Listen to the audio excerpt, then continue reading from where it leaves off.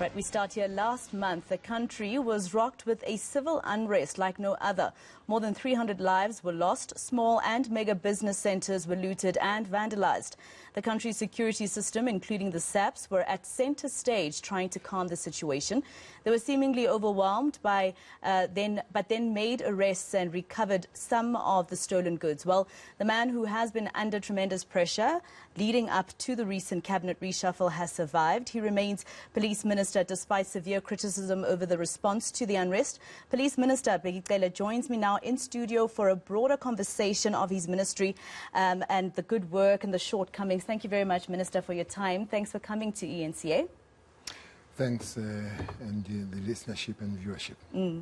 Minister, let's start off with something very light. You know, a lot of people have commented about your style and how you dress. Do you know the Undertaker? Do you know who the Undertaker is? No, let me deviate.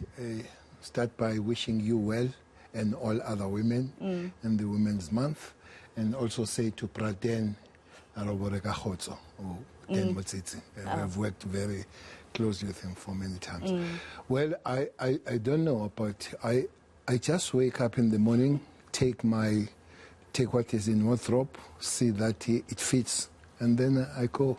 All right, well, let's show you. I don't know if the minister, can you guys just show the minister who the Undertaker is, and then we'll put you next to him and tell me if that is a person that, are they correct on Twitter when they say you sort of dress like that? Well, maybe he dresses like me. Ah, it's the other way around. Yeah, I guess so. All right, let's talk a little bit more about your hat. You have different colors. You have a black, you have a brown. You know, there's also another minister who's just come into the cabinet, Minister Enoch Godongwane, who likes hats. He's got 3 hats. He's got 3 hats. You've got more. I've got 43. You've got 43 hats. Yeah. Well, let's put the 2 ministers up there. Who wore it better? The 2 ministers, rather, guys. There you are, the both of you. Who wore it better? Well, to start with, it buys what I have. It doesn't have any different hat on me. So for the fact that the hat will be similar, I'm sure the style of wearing it will be similar too. Right. Well, talking about the new minister, the cabinet reshuffle last week, etc., let's get into more serious things and why you are here today. We did take to the streets to speak to some South Africans across many parts of the country to ask them if they know who you are and if they think you're doing a great job. So I just need you to look at the screen there and listen to what they had to say when we asked them those questions. About doing a good job, I cannot rate him like 70% or 90% due to the unrest that is occurring, especially in our suburbs, where our shops are being looted, and he do not bring in the necessary amount of manpower, law enforcement, to take control of the situation. I think he should be replaced because there's like stuff going on and he's never there, like in some provinces he's never there to be with the people and see what actually is going on. Like, I don't think he's doing a good job. I can't blame Bheki Cele for all of the stuff because he's one person. One person can't save the whole South Africa. He's only a human being. So what I think we need more police, so it can be visible in the communities, in each community, not only in Eldorado Park, but in all the other communities. You understand? So that will help us with taking the crime away. That's the problem. So we have a little police. Some of them are corrupt also, and some are good. So South Africa needs more police. He's good in the job, but he could do better. We need more police in this country because our crime is too big, and especially here in Eldorado Park. You're not safe at all going to shop, walking around or visiting. You got to have somebody all the time with you because that's how bad Eldorado Park has been. For me, it seems like Bheki Cele doesn't care about us colored people. He only care about these people, and KZN and whatever, because our colored people, we are suffering here in Eldorado Park. We are suffering very bad. That's why most of us, we take the law in our own hands, because if people break into your house, what must you do? You call the police don't come. So what must you do? You're going to take the law into your own hands and you go to prison. I mean, it's unfair towards us. All right, Minister, so you've heard the people. of South Africa. They've got quite a lot to say about your ministry and yourself. What's your reaction to what they said? Well, I'll be very worried if they say one and the same thing. You will expect people to go and divert kind of understanding, seeing things. There are those that they say, bad job, remove him. I saw the young lady there. I hope it's not the lady that woke me up at 1 this morning because she was arrested for breaking the curfew, and she was shouting at me at once. Look, man, I'm sleeping. I'm not there. I hope that's not the one. But they raise issues. They support their call, especially those that are from communities about Bheki Cele separated from the police, which a lot I think we will talk about as we go forward. But just to give you the overarching understanding of policing, I was in National Commission 2010. I had 192,000 police, and we had a 50 million population of South Africa. Now I'm the minister. We have 182,000, and we have 60 million.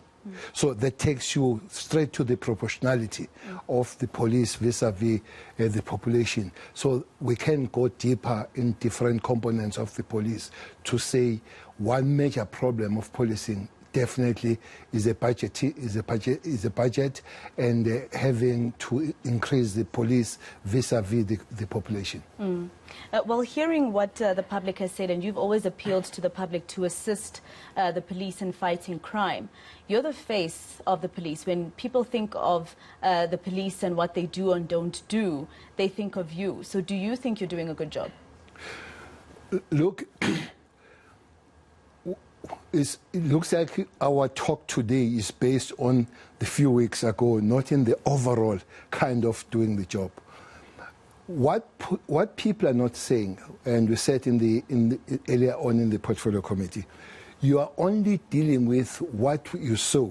What you did not see, people are not raising. People, they deal about what they saw on TV, they heard on the radio, and there are many things that happened, and they were not seen on TV, were not on the radio. Most of those things are things that are still standing, Masego. Those that were not banned, those that were not destroyed, did not have the luck much of being shown on TV to say, look, they are still standing. Lot of destruction. I'm not going to sit here and say it didn't happen. Lot of destruction happened, but lot of prevention and protection happened. I went to, Alex, you were there. The following day, I went to Pretoria. I started in Mamelodi. In Mamelodi, there is a mum's mall there. It was 25% destroyed.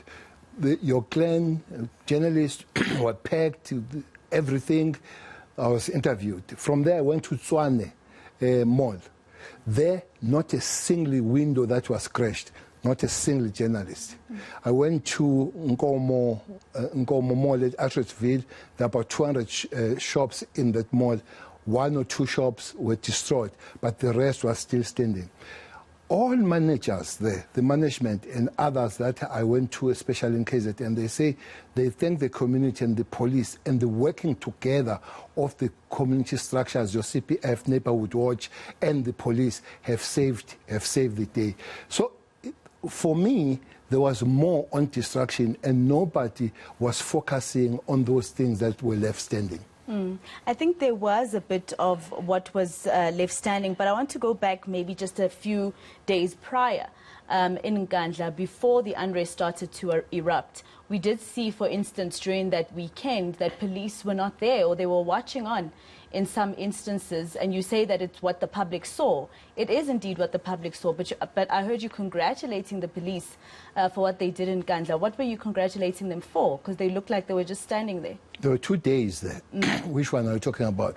The day, 3 days before the expiry of the time for Msholozi to hand himself over, or the day when Msholozi was arrested and taken to incarceration?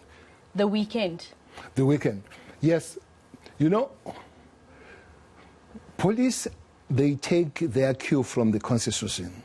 The Constitution 205 says you combat, you prevent, you investigate, you enforce the law, but you also see that inhabitants are safe. So we always go for that balance, Masego. The balance of keeping people alive, working with the property, the arrest, and all that kind of stuff. For instance, that day you talk about, we have established that there were people from some hostels, both in KZN and in Gauteng, about 100 of them that went there armed. And those people by then were mingled with the ordinary women and children there. The job of the police is that when the fire is fired from the other side, the only answer will be the gun. Imagine when, and there were statements that were used that will use human shields. And those human shields are those people that are ignorant, they don't know what's going on. Because we had that information, we had to retreat, but it did not mean that because we are not arresting you today, we won't arrest you tomorrow. Some people there have been picked up. One of them is a councillor somewhere in KZN who has been picked up, who had a big gun and all that. So that continues. But going there and having your marijuana in head and injuring people, I'm sure we'd not be talking about any other thing today. We'd be talking about life lost on that one. So that had to be avoided at all costs, but still go back and do the job. Okay, let's come back to the days after Nkandla and after the former president was then arrested. What was the directive given by you to at least the different provincial commissioners that seemingly didn't filter through to the police? We had many incidences where journalists and public would arrive at areas first that were being looted, and it would go looted uninterrupted. Indeed, many things could have been done better, considered, as the president has said. Starting with the KZN, the day after former President Zuma has been incarcerated, the trouble started in KZN. It started at Mpangeni, in the John Ross Highway between Mpangeni and Richards Bay, where a group of people just went there, stopped the trucks, took the keys from the drivers, ran away. They left the road blocked. But what happened, those people, 11 of them were arrested in that particular morning. But as the day went on, they started to block N2 in many other places, and police were chasing like cats, trying to respond to that. And that evening, they started looting Kwamashu. But they also, same day, banned your Moy River, and they block the Moy River. What is not said, that, as I'm saying, to say those that are left standing were not said. After banning the truck, which was a big story and a big thing to happen, they attacked that township. There is a township next to that Moy River Plaza. They attacked the town of Moy River to loot your Spar, your KFC and all that. And those mainly were protected.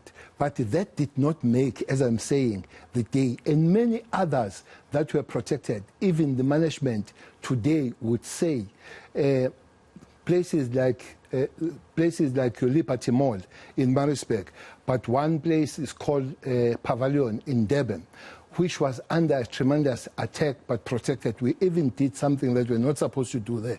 We sent the special forces of the South African Police Service to go and protect there. Those things are not done. The water reservoirs that were protected, at one time somebody wanted to attack the hospital and all those things. So the question, you say, many things bad happen, but also many things good happen. Hence my statement, as I close on that, we could have done better, but some things good were done. So the statement then is correct to say that the police were overwhelmed and that the police were outnumbered? No doubt about that. No doubt about that, that the police were under-resourced, and it's not a new thing, Masego, that police are under-resourced. For instance, when Falam said to us, you go and improve on your POP and make it 12,000, because that time we were 12,000. We are 5,000 now, instead of 12,000.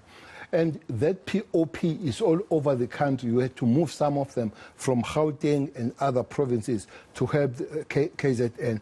No doubt to say the police were under strength as they're dealing with the matter. All right, Minister, there's also, of course, the fact that you survived the cabinet reshuffle, although some people, political parties, etc., were thinking that you didn't do such a good job. What happened between you and Minister Ndadlolo? No, I did not survive. I was kept. You were kept. Yes. Okay. You were kept in the cabinet. Yes. And you think you deserve to be kept in the cabinet? That's not for me to say. For the fact that I was kept, which means somebody saw things that people would not have seen. That's not for me to say. But for me is to say, try to do the job is given to me the best. Which my job does not rest on 3 weeks or 4 weeks ago. My job rests in many other years going back. So maybe somebody did not look at 3 weeks, maybe looked at 3 years. And the outcomes is what we see here. What happened between me and Minister Dodo was difference of seeing things, of which I've said time and again. That doesn't mean that if that information was given to different kind of structures and all that, which I'm not aware of, did not report to me. But the question is, did you get the report? I did not get the report, which means it could have been other structures that they received of the South African police rather than me per se. Which also might mean that there's a problem then between, the state security, the people that are supposed to keep the country safe. There's like a miscommunication breakdown of... It doesn't follow. For instance, if the information goes to structures that are supposed to utilize and operationalize it, it might not necessarily need to go to the minister. But the question is, did you get it? The answer is no. But it does not mean that it might not have been received for those structures and properly utilized. If it were properly utilized, but by look of things, it doesn't look like it was properly utilized. All right, let's move on from the unrest then. I heard you say that we should judge you from a period more than what happened 3-4 weeks ago. We do have an ENCA exclusive done by our ENCA senior reporter Barry Bateman talking about a cache that was found to have actually been part of, criminal acts. Seemingly police found wanting in Norwood. Let's just play the package for you. If you could just look at that screen over there, Minister, for you to catch up on what I'm talking about. It was at this house in Brakpan 3 weeks ago where police engaged in a gun battle with suspected armed robbers. Police Constable Molwantwa Molefe was killed in the line of duty not far from here when he chased after fleeing gunmen. 2 suspects were killed and 19 arrested. Police recovered several firearms, including R5s and AK-47s. In a terrifying turn of events, some of the firearms seized at the Brakpan scene were traced back to here, the Norwood police station. And the officer linked to them, a sergeant based at the SAPS 13 store, committed suicide this last weekend. A team of senior members from the Hawks National Priority Violent Crime Unit is conducting a full audit of the Norwood police station's store, because they simply don't know how many other firearms are missing.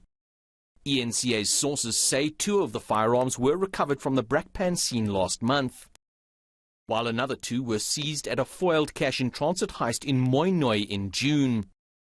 It's alleged at least 1 police officer was supplying guns to criminals, who are now wanted cop killers. At Constable Molefe's funeral, Police Minister Bheki Cele had a message for the public. And then we do want to make a call to the communities to say it doesn't help Axis to shout on the police that they are criminals, they are not doing their work, they are lazy, and then you go and harbor and protect the criminals. Cele's office says it would be premature to comment on this case, and that the link between Molefe's killers and the Norwood police station has not been confirmed. ENCA sources, however, say the connection is there. Gun Owners South Africa fears this might be the tip of the iceberg. We also don't know how many other police stations have got a similar problem. I mean, why must Norwood be the only one?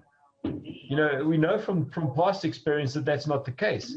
We know from past experience that this kind of stuff goes on all over the show. They've just caught the one in Norwood now. Attorney Martin Hood says this is yet another example of the police failing in their duties to secure firearms in their care. We have the previous example of Colonel Chris Prinsloo, where many thousands of firearms found themselves in the hands of gangsters in the Western Cape. This is obviously an extreme concern to not only firearm owners, but to civil society in general, because we have high levels of crime in this country as it is, and these illegal firearms are merely fueling that crime. The Hawks say investigations are at a sensitive stage, but will release details later. Until then, how many more police officers will be killed by guns meant to be in SAPS care? Barry Bateman, Johannesburg. Minister, I know that you definitely remember Constable Molwantwa Molefe, who passed away in that chase with criminals. And as you heard yourself saying there, you were saying that the community must help police not to harbour criminals. But you and your police officers are harbouring criminals. One clip there that was not played is when Cele instructed the police management to go and get those firearms that were suspected. To what Barry says, I knew it before him, that there were those guns. And they were instructed to go and get them. Mtombeni, who is an acting provincial commissioner, because out of those guns, 2 of them, one is R05, which is only issued to the police, one is ML6, which is the police one, and then there were 5 AKs. So the instruction, you go and get those guns. So it's not true that nothing hasn't happened about what happened on that particular day. And secondly, the call is because those people don't, when they've shot the police and they've stolen the money, they don't go and sleep under the bridges. They go and sleep in the houses, and you see him coming with the gun, with the blood, with the money and everything. 3 years ago in Mamelodi, we arrested a 67-year-old Gogo who hid the gun from the gangsters after the cash heist. So the communities, they know these people. There are many community members that they give us good information and we utilize it in a proper way. But there are those few who still harbour and protect the criminals. That call was on that one. But also in this instance, did you know, now that you're saying that before Barry said something, you already knew and that something was already been done about, what happened to Constable Molefe? Did you know that the problem was Norwood Police Station and that the police officer who ended up killing himself over the weekend was a suspect? Did you know already? Well, the brigadier that was brought to brief me on that one did talk about the suspicion and the Norwood Police Station. But this problem is true, one can't hide it, of bad police, very criminal police doing things that they're not supposed to do. We lost Kenya, who was investigating the similar things here in Gauteng and Western Cape. We arrested Colonel Prinsloo, who, instead of destroying these guns, he sold them to the gangs, especially in Western Cape. Indeed, we do have these bad elements, these bad apples. Ours is to find them and make sure that we flush them out of the system.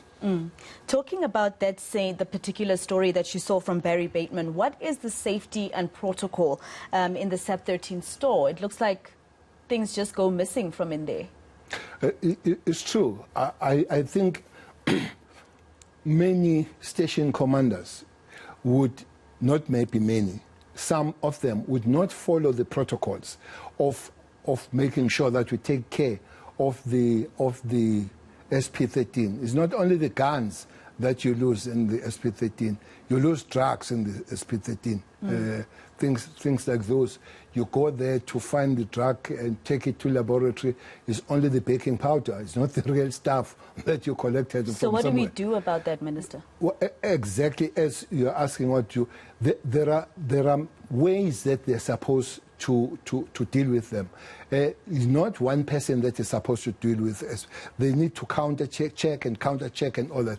But I'm sure everybody develops the understanding and relax that Cele is fine, is dealing with the SP13 instead of having the group so that I oversee my brother oversees me and all that. It is on the score that we have spoken, especially with the National Commissioner, to say SP13 are becoming a problem. Even sometimes a very serious evidence that you're supposed to go and collect, you don't find it there. So we are revisiting the safety of the SP13 because it looks like people that are working there have relaxed that situation. So we failed then when it comes to that? Come again? You failed then when it comes to the SP13? Well, there's been some failure and there's been some success because there are SP13 that are taken good care of. Talking about these particular guns, we have an update at ENCA from the Hawks that these guns were actually even traced to being found in 2014. In Moi Moi? Yes. Why were they not destroyed? The guns are destroyed. For instance, about 2 months ago, about 47,000 of them. But when we get guns, people that surrender guns, and we get illegal firearms, as we would have done in Phoenix as we speak, those guns must be go and checked. If are not going to be linked, having murdered somebody or murdered many people. Sometimes even that takes some time. Some of those guns, they are still there as an evidence rather than ready to be destroyed. And in between, unfortunately, there are these criminal elements of our own that find the space of abusing their work as supposed to protect, but they join criminals themselves. Let's talk about police killings, Minister. Can you see that this is a vicious cycle? That's what I'm seeing, and you correct me if I'm wrong. It's a vicious cycle because although communities, yes, might be harboring those criminals who are doing the crime out there and shooting police officers during shootouts and sometimes even innocent civilians. But it looks like it's police themselves who are giving these criminals the guns that they can use to shoot their own colleagues. Not necessarily, Masego. For instance, we're talking about 2 guns here. Indeed, one cannot protect that. You see what happened in Brakpan. It was just 2 weeks or 3 weeks after what happened here at Midrand, where again the police went to the house where there was a planning of going to attack and hijack trucks. There were 27 those people. There was an exchange of fire. 4 of the suspects were shot and killed. 24 of them were arrested, and there were 6 firearms that were found there. No firearms that have been stolen or lost from the police. Even this one, there were about 7 firearms found. 2 of them are traced on the police. So it does not necessarily follow that it happens because the police are giving those firearms, illegal firearms to gangsters. But it does happen, especially in Western Cape. It happened in a big scale because about 2,000 firearms there were sold. I fully agree with you. But on this point of murdering the police, I want to tell you that most of the police that are murdered are good police. So which means criminals, they will try to bypass their friends within the organization, are good police. That is one of the best police that they killed, of the highway patrol. I went for the funeral this past Saturday in Northwest. They killed our 2 best police. So people that are killed on duty because they are doing their work. So it's not just necessarily that they will kill the police because they want to kill the police. Looks like criminals, they still have a choice trying to weaken the police by killing those that are doing the good job. A certain division within the Hawks is wanting to conduct a full audit of the Norwood police station. But there are opposition parties who are saying that there should be a full audit of all police stations. Are you certain they won't find anything? Well, I don't know when they will finish 1,153 police stations. Mathematically, you start from the known to the unknown. What's wrong to start from the known? If Norwood police station... Once they do actually start cracking down on the others, there is nothing wrong with that. But they'll have to start about those police stations that are suspect so that they do quick work on those things. But going to all other police stations, there's nothing wrong with that. All right, Minister, let's talk about your relationship with the National Commissioner. How's that looking? I know that it ended up in Parliament, and you said you're not particularly friends, but you do the job. Is that still okay, or do you want to change your commissioner? Do you want him changed? We don't have to be friends. Absolutely no. Don't have to drink coffee together and wine. Unfortunately, I don't drink wine. As one young lady said, that Bheki Cele is busy drinking wine. I'm not. We do work with the National Commissioner. And as you do your work, there are things that you won't see eye to eye. Even in the household, there are things that you should have cooked Sam today instead of cooking pap and all that. There will be those things. There are things that I will raise and he will explain, but I pick up the phone, I phoned. We're having meetings and dealing with those things.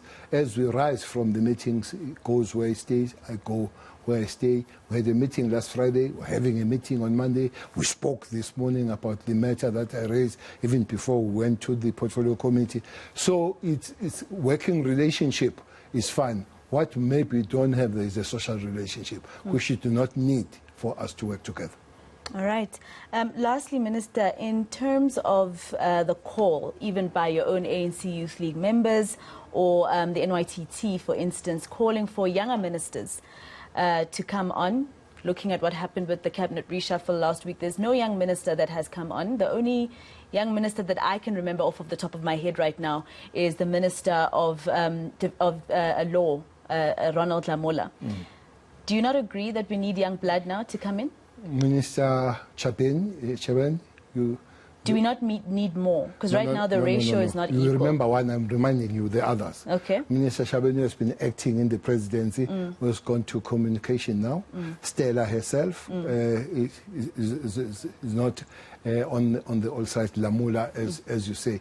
Indeed. The ratio is still big, though. No, I agree. That the young blood will have to come. The young blood will have to be found, come, is there, exists. I'm sure the president will find the space for the young blood when the time comes. GBV, Minister, it looks like it's becoming worse. It's Women's Month. You know, the President on Monday announcing during his address to women for Women's Day that there would be specified courts and I believe specified police stations or police points where victims of gender-based violence can go. What are we doing in terms of, you know, the policing of gender-based violence, police letting go of criminals and telling people go sort it out at home? What are we doing about those officers? Again, there are these bad police that they tell people go and sort it out at home. I always tell them that they're not negotiators. Even sometimes pointing at a woman, is this the size of the skirt you were dressing? I tell them they're not fashion advisors. Women have all the right to wear and dress the way they want to. But what is not said, Masego again, is that as we are sitting here, we've got about 5,500 lifers, not people that are in prison, lifers who are doing life. And almost all those people are for gender-based violence. For you to get life, which means somebody has done the good job in investigation to send you to the next segment of law, which is called for the judge or the magistrate to give you life. And those people are police. Hence, we have created a special unit called FCS that is dealing with those matters. And they are trained. We have trained about 151 of them to add on that, put more resources. As the President has, I heard people saying, the President said there must be more resources that should be put there. President said, you go and reprioritize from, we have reprioritized to put more of those people. We have trained people that will be on this desk of GPV, because those people that tell the police to go are people that we can't trace because we were not there at the police station. If we put permanent people to deal with that, they'll develop the passion, but we'll also know that who was there yesterday, but it will be people that understand the pain of that particular woman or child that come on the police station. We're trying to keep on improving on this one. But if you look at our statistics, are not too good. Our statistics of 18 or 21,000 people, about 14,000 of them that were raped on their place of safety. Masego, the place, either is a home, is a place of boyfriend, is a place of father, raped by father. And all. So is one extra thing that we need to do with the gender violence is to make sure that the society is highly mobilized, because police, it will be difficult for them to know that the uncle is going to rape Umshana that night. The boyfriend is going to... So most of the high-profile cases here are people that have something to do with that particular man, whether it's Karabo, whether it's Teho, there are those things. But when that thing happens, police must respond, I agree. They must be passionate about things. They must investigate, and they must do the work and don't chase those people. But other problematic structures on this one are families who are calling for negotiations and slaughter goats.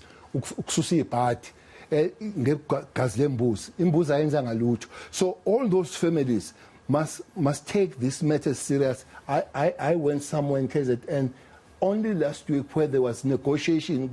You are not going to embarrass your uncle. You must all sit down and cut. It is a societal matter.